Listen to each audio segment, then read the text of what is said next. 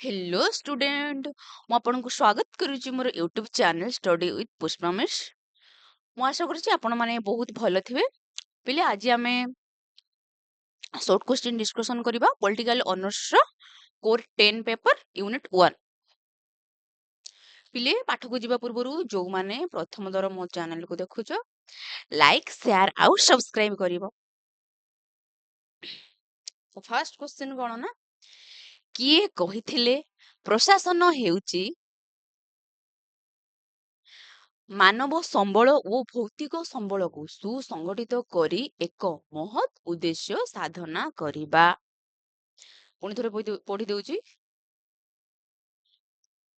କିଏ କହିଥିଲେ ପ୍ରଶାସନ ହେଉଛି ମାନବ ସମ୍ବଳ ଓ ଭୌତିକ ସମ୍ବଳକୁ ସୁସଂଗଠିତ କରି ଏକ ମହତ୍ ଉଦ୍ଦେଶ୍ୟ ସାଧନା କରିବା। ଅପସନ ଏ ରେ ଦେଇଛି ଏଲ ଡି ହ୍ୱାଇଟ୍, ନା ଅପସନ ବି ଇ ଏ ନିଗ୍ରୋ, ନା ଅପସନ ସି ହର୍ବର୍ଟ ସାଇମନ, ନା ଅପସନ ଡି ଉଡ୍ରୋ ୱିଲସନ। ତାହେଲେ ଆନ୍ସର କ'ଣ ହବ ନା ପିଲେ, ଅପସନ ବି ଇ ଏ ନିଗ୍ରୋ। କିଏ କହିଥିଲେ ଲୋକ ପ୍ରଶାସନ ହେଉଛି ସର୍ବସାଧାରଣଙ୍କ ପାଇଁ ଉଦ୍ଦିଷ୍ଟ ଆଇନର ଶୃଙ୍ଖଳିତ ପ୍ରୟୋଗ ତଥା ପୁଙ୍ଖାନୁପୁଙ୍ଖ ଅନୁଶୀଳନ। ଅପସନ ଏ ଦେଇଛି କ'ଣ, ଗ୍ଲାଡେନ, ଅପସନ ବି ଦେଇଛି ୱାଲ୍ଡୋ, ନା ଅପସନ ସି ଉଡ୍ରୋ ୱିଲସନ, ନା option D Luther Gulick. Answer କ'ଣ ହବ ନା ପିଲେ, option C Woodrow Wilson. The study of administration ନିବନ୍ଧର ରଚନା କିଏ କରିଥିଲେ? ଦ ଷ୍ଟଡି ଅଫ ଆଡମିନିଷ୍ଟ୍ରେସନ ନିବନ୍ଧର ରଚନା ବା ରଚୟିତା କିଏ? ଅପସନ ଏ ଉଡ୍ରୋ ୱିଲସନ, ନା ଅପସନ ବି ଫ୍ରାଙ୍କ ମାରିନ, ନା option C L D White, ନା ଅପସନ ଡି ପିପନର। ଆନ୍ସର କ'ଣ ହବ ନା ପିଲେ, option A Woodrow Wilson. The political and administration ପୁସ୍ତକର ରଚୟିତା କିଏ? ପଲିଟିକାଲ ଆଣ୍ଡ ଆଡମିନିଷ୍ଟ୍ରେସନ ପୁସ୍ତକର ରଚୟିତା କିଏ? ଅପସନ ଏ ୱାଲଡ, ନା ଅପସନ ବି ଗୁଡନାଓ, ନା ଅପସନ ସି ଲୁଥର ଗୁଲିକ, ନା ଅପସନ ଡି ଗ୍ଲାଡେନ। ଅପସନ ବି ଗୁଡନାଓ ହବ ତମର କ'ଣ ନା answer. Industrial and general management ପୁସ୍ତକ କିଏ ରଚନା କରିଥିଲେ? ଇଣ୍ଡଷ୍ଟ୍ରିଆଲ ଆଣ୍ଡ ଜେନେରାଲ ମ୍ୟାନେଜମେଣ୍ଟ ପୁସ୍ତକ କିଏ ରଚନା କରିଥିଲେ? ଅପସନ ଏ ରେ କ'ଣ ଦେଇଛି ନା ମୁନେ, ନା ଅପସନ ବି ରିଲେ, ନା ଅପସନ ସି ହେନେରୀ ଫୋଏଲ, ନା option D Luther Gulick. Answer ତାହେଲେ କ'ଣ ହବ ନା ପିଲେ, ଅପସନ ସି ହେନେରୀ ଫୋଏଲ। ଅର୍ଥଶାସ୍ତ୍ର ପୁସ୍ତକ କିଏ ରଚନା କଲେ? ଏଗୁଡାକ ପିଲେ ସବୁ ଜାଣିଥିବ ନାଇଁ କି? ଅର୍ଥଶାସ୍ତ୍ରର ଲେଖକ କିଏ? ସହଜଟା ଆଉ। ତଥା ମଧ୍ୟ ଦେଖିଦିଅ ନା, ଅପସନ ଏ ଟୋଡର ମଲ, ନା ଅପସନ ବି ଚାଣକ୍ୟ, ନା ଅପସନ ସି ମନୁ, ନା ଅପସନ ଡି ପାଣିନି। ତାହେଲେ ଆନ୍ସର କ'ଣ ହବ ନା ପିଲେ, ଅପସନ ବି ଚାଣକ୍ୟ। ଅର୍ଥଶାସ୍ତ୍ରର ଜନକ କିଏ ତାହେଲେ ବା ଲେଖକ କିଏ? ଚାଣକ୍ୟ। ମୋଗଲ ଶାସନ ସମୟରେ ଲୋକ ପ୍ରଶାସନର ପ୍ରଥମ ସ୍ତର କ'ଣ ଥିଲା? ମୋଗଲ ଶାସନ ସମୟରେ ଲୋକ ପ୍ରଶାସନର ପ୍ରଥମ ସ୍ତର କ'ଣ ଥିଲା ନା? ଅପସନ ଏ ପରଗଣା, ନା ଅପସନ ବି ସୁବା, ନା ଅପସନ ସି ଗ୍ରାମାଣିକ, ନା ଅପସନ ଡି ଗ୍ରାମପଦ। ତାହେଲେ ଆନ୍ସର ହବ କ'ଣ ପିଲେ ନା, ଅପସନ ବି ସୁବା। ମହାରାଣୀଙ୍କ ଘୋଷଣା ପତ୍ର କେବେ ଘୋଷଣା ହୋଇଥିଲା? ମହାରାଣୀଙ୍କ ଘୋଷଣା ପତ୍ର କେବେ ଘୋଷଣା ହୋଇଥିଲା? ଅପସନ ଏ 1854, ନା ଅପସନ ବି 1855, ନା ଅପସନ ସି 1856, ନା ଅପସନ ଡି 1858। ତାହେଲେ ତମର ଆନ୍ସର କ'ଣ ହବ ନା ପିଲେ, ଆନ୍ସର ଡି 1858। କିଏ towards a new public administration the Minnowbrook perspective ପୁସ୍ତକ ରଚନା କରିଥିଲେ? ଡୁଗୁ ଇଟ୍ ୱାଲଡ, ନା ଫ୍ରାଙ୍କ ମାରିନ, ନା ଅପସନ ସି ଲୁଥର ଗୁଲିକ, ନା ଅପସନ ଡି ହେନେରୀ ଫୋଏଲ। ତାହେଲେ ଅପସନ ବି ଫ୍ରାଙ୍କ ମାରିନ ହବ ଆନ୍ସର।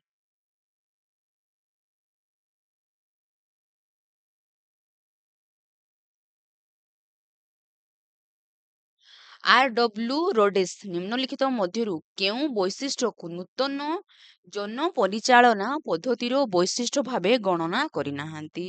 R.W. ରୋଡେସ୍ ନିମ୍ନଲିଖିତ ମଧ୍ୟରୁ କେଉଁ ବୈଶିଷ୍ଟ୍ୟକୁ ନୂତନ ଜନ ପରିଚାଳନା ପଦ୍ଧତିର ବୈଶିଷ୍ଟ୍ୟ ଭାବେ ଗଣନା କରିନାହାନ୍ତି?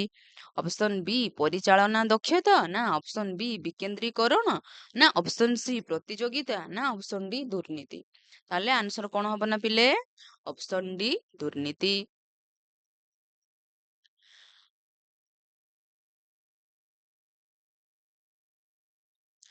ପର୍ସନାଲିଟି ଏଣ୍ଡ ଅର୍ଗାନାଇଜେସନ ପୁସ୍ତକର ରଚୟିତା କିଏ? ପର୍ସନାଲିଟି ଏଣ୍ଡ ଅର୍ଗାନାଇଜେସନ ପୁସ୍ତକର ରଚୟିତା କିଏ? ଅପସନ ଏ ଆର୍ ଗୁରିଶ, ନା option B L D white, ନା ଅପସନ ସି ଅରିକ, ନା ଅପସନ ଡି ପିପନର? ତାହେଲେ ଆନ୍ସର କଣ ହବ ନା ପିଲେ? ଅପସନ ଏ ଆର୍ ଗୁରିଶ। କିଏ କହିଥିଲେ ଊନବିଂଶ ଶତାବ୍ଦୀର ଦ୍ୱିତୀୟ ଭାଗରେ ବ୍ରିଟେନରେ ଏନପିଏମ ପ୍ରୋଗ୍ରେସିଭିଜିମ ଭାବେ ବିକଶିତ ହୋଇଥିଲା? ଅପସନ ଏ ବର୍ଜେଲ, ନା ଟୋଲୋଫେରି, ନା କିଜା, ନା ପୋଲିଟ? ଅପସନ ସି କିଜା ହବ ତମର କଣ ରାଇଟ ଆନ୍ସର। ଟୋଲଫୋରିଙ୍କ ମତରେ କେଉଁଠି ନୂତନ ଜନ ପରିଚାଳନା ପଦ୍ଧତି ଉତ୍ପତ୍ତିର ଏକ କାରଣ ନୁହେଁ? ଟୋଲଫୋରିଙ୍କ ମତରେ କେଉଁଠି ନୂତନ ଜନ ପରିଚାଳନା ପଦ୍ଧତି ଉତ୍ପତ୍ତିର ଏକ କାରଣ ନୁହେଁ? ଅପସନ ଏ ଅର୍ଥନୈତିକ, ନା ଅପସନ ବି ରାଜନୈତିକ, ନା ଅପସନ ସି ବୈଷୟିକ, ନା ଅପସନ ଡି ସାଂସ୍କୃତିକ? ତାହେଲେ ଆନ୍ସର କଣ ହବ ପିଲେ? ଅପସନ ଡି ସାଂସ୍କୃତିକ। କେବେ ବ୍ରିଟେନରେ ନାଗରିକ ସନନ୍ଦ ପ୍ରଚଳିତ ହୋଇଥିଲା? କେବେ ବ୍ରିଟେନରେ ନାଗରିକ ସନନ୍ଦ ପ୍ରଚଳିତ ହୋଇଥିଲା? ଅପସନ ଏ 1990, ନା ଅପସନ ବି 1991, ନା ଅପସନ ସି 1992, ନା ଅପସନ ଡି 1993? ଆନ୍ସର ତାହେଲେ କଣ ହବ ନା ପିଲେ? ଅପସନ ବି 1991। ଏବେ ଦେଖିବା ପିଲେ ଶୂନ୍ୟ ସ୍ଥାନ ପୂରଣ କର, ଫିଲ୍ ଇନ୍ ଦ ବ୍ଲାଙ୍କ୍ସ। ସାଧାରଣତଃ ପ୍ରଶାସନ ଶବ୍ଦଟି ଲାଟିନ ଶବ୍ଦ ଡ୍ୟାସ୍ ଏବଂ ଡ୍ୟାସ୍ର ସଂଯୋଗୀକରଣରୁ ଆସିଅଛି। କଣ ନା ସାଧାରଣତଃ ପ୍ରଶାସନ ଶବ୍ଦଟି ଲାଟିନ ଶବ୍ଦ ଡ୍ୟାସ୍ ଏବଂ ଡ୍ୟାସ୍ ଶବ୍ଦର ସଂଯୋଗରୁ ଆସିଅଛି। Art and minister. ସାଧାରଣ ପ୍ରଶାସନ ପ୍ରକୃତ ଅର୍ଥ ହେଉଛି ଯେ ସାଧାରଣ ପ୍ରଶାସନର ପ୍ରକୃତ ଅର୍ଥ ହେଉଛି କଣ ନା ଜନସାଧାରଣଙ୍କ ପାଇଁ ଉଦ୍ଦିଷ୍ଟ ଶାସନ ବ୍ୟବସ୍ଥା। ଡ୍ୟାସ୍ଙ୍କ ମତରେ ସାଧାରଣ ପ୍ରଶାସନ ହେଉଛି ସମନ୍ୱିତ ନିର୍ଦ୍ଦେଶ ପରିଚାଳନା ମାନବ ସମ୍ପଦର ସୁବିନିଯୋଗ କରାଯାଇ ଅଭିଳଷିତ ଲକ୍ଷ୍ୟରେ ପହଞ୍ଚିବା। କିଏ କହିଛନ୍ତି ନା ଏଲ ଡି ହ୍ୱାଇଟ। ଡିଆସଙ୍କ ମତରେ ସାଧାରଣ ପ୍ରଶାସନ ପରିଚାଳନା ବିଜ୍ଞାନର ଏକ ଅଂଶବିଶେଷ ଯାହାକି ସରକାରଙ୍କର ସୀମିତ ତଥା ପ୍ରଶାସନିକ ବିଭାଗ ସହିତ ଜଡ଼ିତ, ଯେଉଁଠାରେ ସରକାରଙ୍କ ଦ୍ୱାରା ସମସ୍ତ କାର୍ଯ୍ୟ ସମ୍ପାଦିତ ହୋଇଥାଏ। କିଏ କହିଥିଲେ ନା ଲୁଥର ଗୁଲିକ। ପ୍ରଶାସନ ହେଉଛି ଏକ ଡ୍ୟାସ୍ ଯେଉଁମାନଙ୍କ ବ୍ୟବହାରରେ ବୈଷୟିକ ଜ୍ଞାନ କୌଶଳକୁ ଆଧାର କରି ପ୍ରଶାସନ ତାର ଲକ୍ଷ୍ୟ ସ୍ଥଳରେ ପହଞ୍ଚିଯାଏ। ତ ଆନ୍ସର କଣ ହବ ନା ପିଲେ? ସମନ୍ୱିତ ଗୋଷ୍ଠୀ। ଦାର୍ଶନିକ ଲୁଥର ଗୁଲିଙ୍କ ଡ୍ୟାସ୍ ଚିନ୍ତାଧାରା ଲୋକ ପ୍ରଶାସନର ପରିସରକୁ ଅଧ୍ୟୟନ କରିବା ପାଇଁ ସବିଶେଷ ଧାରଣା ପ୍ରଦାନ କରିଥାଏ। ଫୋସ୍ ଡୋ କ୍ରୋପ୍ସ। ଯେକୌଣସି ଛୋଟ ବଡ଼ କାର୍ଯ୍ୟକୁ ବିଧିବଦ୍ଧ ଭାବେ ଅନୁଶୀଳନ କରି କାର୍ଯ୍ୟକାରୀ କରିବାକୁ ଡ୍ୟାସ୍ କୁହାଯାଏ। ନା ଯେକୌଣସି ଛୋଟ ବଡ଼ କାର୍ଯ୍ୟକୁ ବିଧିବଦ୍ଧ ଭାବେ ଅନୁଶୀଳନ କରି କାର୍ଯ୍ୟକାରୀ କରିବାକୁ ଡ୍ୟାସ୍ କୁହାଯାଏ। କଣ ନା ଯୋଜନା ବା ପ୍ଲାନିଂ। ସଂଗଠନ ମଧ୍ୟରେ ଥିବା ବିଭାଗ ଓ ଉପବିଭାଗ ନିର୍ଦ୍ଧାରିତ କାର୍ଯ୍ୟ ସମ୍ପାଦନ କରିବା ପାଇଁ ପରସ୍ପର ମଧ୍ୟରେ ତାଳମେଳ କରିବାକୁ ଡ୍ୟାସ୍ କୁହାଯାଏ। ନା କଣ ନା ସମନ୍ୱୟ ସ୍ଥାପନ ବା କୋଡିନେଟିଂ। ଦାର୍ଶନିକ ଏଲ ଡି ହ୍ୱାଇଟଙ୍କ ମତରେ ଲୋକ ପ୍ରଶାସନର ମୂଳ କାର୍ଯ୍ୟ ହେଉଛି ଡ୍ୟାସ୍ ଓ ଡ୍ୟାସ୍। ନା ଦାର୍ଶନିକ ଏଲ ଡି ହ୍ୱାଇଟଙ୍କ ମତରେ ଲୋକ ପ୍ରଶାସନର ମୂଳ କାର୍ଯ୍ୟ ହେଉଛି ଡ୍ୟାସ୍ ଓ ଡ୍ୟାସ୍। କଣ ନା ନୀତି ନିର୍ଦ୍ଧାରଣ ଓ ନୀତି ରୂପାୟନ ଏକ ସୀମିତ ପରିସର ମଧ୍ୟରେ ଘରୋଇ ମାଲିକାନାରେ ଲାଭାଂଶ ହାସଲ କରିବା ଉଦ୍ଦେଶ୍ୟରେ କାର୍ଯ୍ୟ କରୁଥିବା ପ୍ରଶାସନକୁ ଡ୍ୟାସ୍ କୁହାଯାଏ। ଘରୋଇ ପ୍ରଶାସନ। ଡ୍ୟାସ୍ ମସିହା ଶେଷ ଭାଗରେ ଯୁକ୍ତରାଷ୍ଟ୍ର ଆମେରିକାରେ ନୂତନ ଲୋକ ପ୍ରଶାସନ ପ୍ରସାର ଘଟିଥିଲା। କେତେ ମସିହାରେ ନା 1960। ଶାସନ ବ୍ୟବସ୍ଥାରେ ନିଯୁକ୍ତି ପ୍ରାପ୍ତ ସମସ୍ତ କର୍ମଚାରୀ ନିଜର କର୍ତ୍ତବ୍ୟ ସୁଚାରୁ ରୂପେ ସମ୍ପାଦନ କରିବା ପୂର୍ବକ ଜନସାଧାରଣଙ୍କ ପାଖରେ ଉତ୍ତରଦାୟୀ ରହିଲେ ଏହାକୁ ଡ୍ୟାସ୍ କୁହାଯାଏ। ଆନ୍ସର ତାହେଲେ କଣ ହବ ନା ପ୍ରଶାସନିକ ଉତ୍ତରଦାୟିତ୍ୱ। ପିଲେ ଏଗୁଡାକ ତମେ ଭଲ ନୋଟ୍ସ କରିବ ତା ସହିତ ପଢିବ। ଏଗୁଡାକ ହିଁ ତମର କଣ ନା ସେମିଷ୍ଟାର କିମ୍ବା ଇଣ୍ଟରନାଲରେ ଆସିବ। ମୁଁ ପୁରା 100% ଦେଇକି କହୁଛି ପିଲେ, ତମେ ଯଦି ମୁଁ ଯେମିତି ତମକୁ ନୋଟ୍ସ ପ୍ରୋଭାଇଡ କରୁଛି ତମେ ସେ ଅନୁସାରେ ପଢିବ, ତାହେଲେ ସିଓର ତମେ ଗୋଟେ ଭଲ ରେଜଲ୍ଟ ଆଣିବ। ନେକ୍ସଟ ଦେଖିବା, ଯେଉଁ ପଦ୍ଧତିକୁ ଅନୁସରଣ କରି ସାଧାରଣ ପ୍ରଶାସନ ସହିତ ଜଡିତ କର୍ମଚାରୀଙ୍କ ଦକ୍ଷତା ଆକଳନ କରାଯାଏ ଏହାକୁ ଡ୍ୟାସ୍ କୁହାଯାଏ। କଣ ନା ଯାନ୍ତ୍ରିକ ପଦ୍ଧତି କୁହାଯାଏ। ଯେଉଁ ପଦ୍ଧତିକୁ ଅନୁସରଣ କରି ବ୍ୟକ୍ତି ବା ଗୋଷ୍ଠୀର ବାସ୍ତବ ବ୍ୟବହାରକୁ ଆଧାର କରି ସାଧାରଣ ପ୍ରଶାସନ ଅଧ୍ୟୟନ କରାଯାଏ ଏହାକୁ ଡ୍ୟାସ୍ କୁହାଯାଏ। କଣ କୁହାଯାଏ ନା ବ୍ୟବହାର ପଦ୍ଧତି।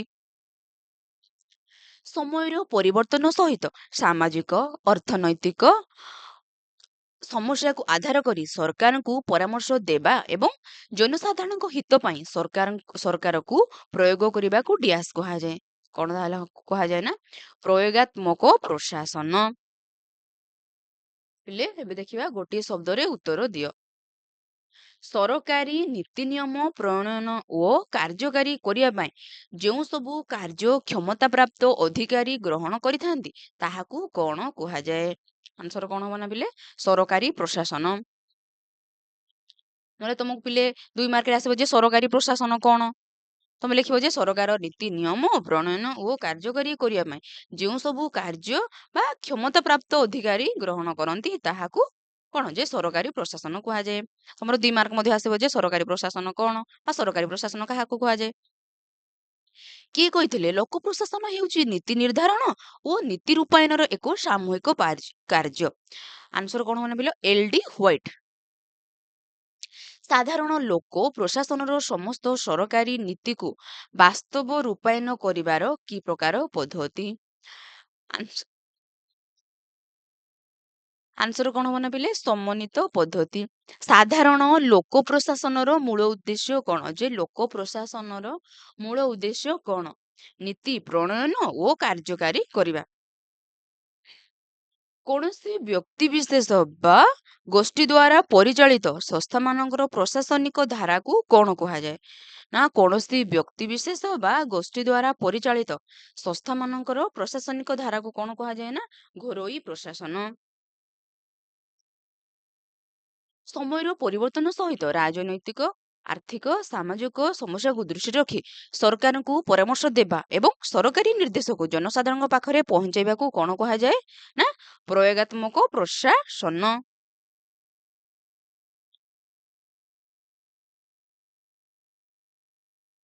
ସାଧାରଣତଃ ଲୋକ ପ୍ରଶାସନକୁ ଅଧ୍ୟୟନ କରିବା ପାଇଁ ଲୁଥର ଗୁଲିକ ଯେଉଁ ଶୈଳୀ ଅବଧାରଣା କରିଥିଲେ ତାହାକୁ କଣ କୁହାଯାଏ? ନହେଲେ ଆନ୍ସର ଦେଲେ କଣ ହବ ନା ଫୋଷ୍ଟ କ୍ରୋପ୍ସ। ଜନସାଧାରଣଙ୍କ ପାଖରେ ଉତ୍ତରଦାୟୀ ହେବା ଏବଂ ସରକାରୀ ନୀତିକୁ ସଠିକ ରୂପାୟନ କରିବା କାର୍ଯ୍ୟ କରୁଥିବା ପ୍ରଶାସନକୁ କଣ କୁହାଯାଏ? ନା ପ୍ରଶାସନିକ ଉତ୍ତରଦାୟିତ୍ୱ। ସଂଗଠନ ମଧ୍ୟରେ ଥିବା ବିଭାଗ ଓ ଉପବିଭାଗ ଗୁଡ଼ିକୁ ନିର୍ଦ୍ଧାରିତ କାର୍ଯ୍ୟ ସମ୍ପାଦନ କରିବା ପାଇଁ ପରସ୍ପର ମଧ୍ୟରେ ତାଳମେଳ ରକ୍ଷା କରିବାକୁ କଣ କୁହାଯାଏ? ଆନ୍ସର କଣ ହବ ନା ସମନ୍ୱୟ ସ୍ଥାପନ। ଦାର୍ଶନିକ LD ହ୍ୱାଇଟଙ୍କ ମତରେ ଲୋକ ପ୍ରଶାସନର ମୂଳ କାର୍ଯ୍ୟ କଣ? ଆନ୍ସର କଣ ହବ ନା ନୀତି ନିର୍ଦ୍ଧାରଣ ଏବଂ ନୀତି ରୂପାୟନ। ଯେଉଁ ପଦ୍ଧତିକୁ ଅନୁଶୀଳନ କରି ବ୍ୟକ୍ତି ବା ଗୋଷ୍ଠୀର ବାସ୍ତବ ବ୍ୟବହାରକୁ ଆଧାର କରି ସାଧାରଣ ପ୍ରଶାସନ ବିଷୟରେ ଅଧ୍ୟୟନ କରାଯାଏ ତାହାକୁ କଣ କୁହାଯାଏ? ଆନ୍ସର ହବ କଣ? ଆନ୍ସର କଣ ହବ ନା ପିଲେ ବ୍ୟବହାରିକ ପଦ୍ଧତି।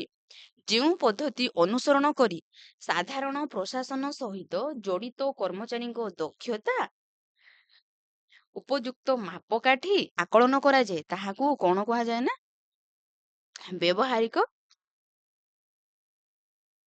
ବ୍ୟବହାରିକ ପଦ୍ଧତି। ଯେଉଁ ପଦ୍ଧତି ଅନୁସରଣ କରି ସାଧାରଣ ପ୍ରଶାସନ ସହିତ ଜଡ଼ିତ କର୍ମଚାରୀଙ୍କ ଦକ୍ଷତା ଓ ଉପଯୁକ୍ତ ମାପକାଠି ଆକଳନ କରାଯାଏ ତାହାକୁ କଣ କୁହାଯାଏ? ଆନ୍ସର କଣ ମନେ ପିଲେ? ସାଧାରଣ ପ୍ରଶାସନର ଯାନ୍ତ୍ରିକ ପଦ୍ଧତି। ପିଲେ ମୁଁ ତମ ପାଇଁ ୟୁନିଟ୍ 2 ର ନେକ୍ସଟ ଭିଡ଼ିଓରେ ଆଣିବି। ପିଲେ ଆଜି ପାଇଁ ଏତିକି ଥାଉ। ଯଦି ଆପଣଙ୍କୁ ପିଲେ ମୋ ଭିଡ଼ିଓଟି ଭଲ ଲାଗୁଛି ଲାଇକ୍ ସେୟାର ଆଉ ସବସ୍କ୍ରାଇବ କରିବାକୁ ଜମା ବି ଭୁଲିବେ ନାହିଁ। ରହିଲି, ଥ୍ୟାଙ୍କ ୟୁ।